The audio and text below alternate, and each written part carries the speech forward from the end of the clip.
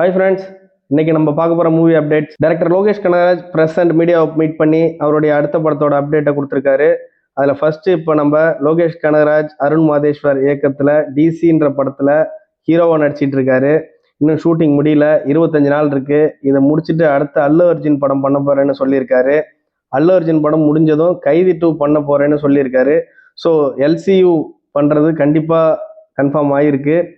இப்போ லோகேஷோட தயாரிப்பில் பென்ஸ்னு ஒரு படம் உருவாகிட்டு இருக்கு. பென்ஸ் ஒரு பெரிய படம்ன்றதுனால அது இந்த வருஷம் ரிலீஸ் ஆகிறது டவுட்ன்ற மாதிரி சொல்றாரு.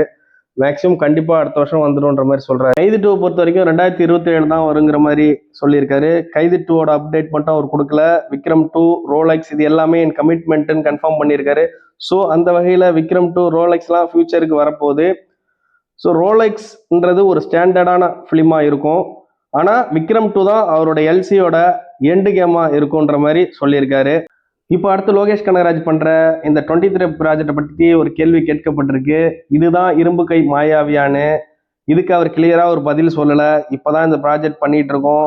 ப்ரொடக்ஷன் சைடில் இருந்தால் எந்த அப்டேட்டாக இருந்தாலும் கொடுக்கணும், 1 by 1 உங்களுக்கு வரும் அப்படின்ற மாதிரி சொல்லியிருக்காரு. ஸோ கண்டிப்பாக இந்த படம் இரும்பு கை மாயாவியா இருக்குமோன்னு ஒரு டவுட்டை கிளப்பியிருக்கு.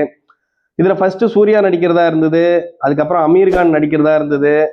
இப்போவுமே அமீர் கான்கிட்ட பேசிட்டு தான் இருக்கேன் அப்படின்ற மாதிரி சொல்லியிருக்காரு. எதா இருந்தாலும் வெயிட் பண்ணி பார்த்தா தான் தெரியும். ஸோ இந்த அப்டேட்டை பற்றி உங்கள் கருத்தை கமெண்ட்ல தெரிவிங்க.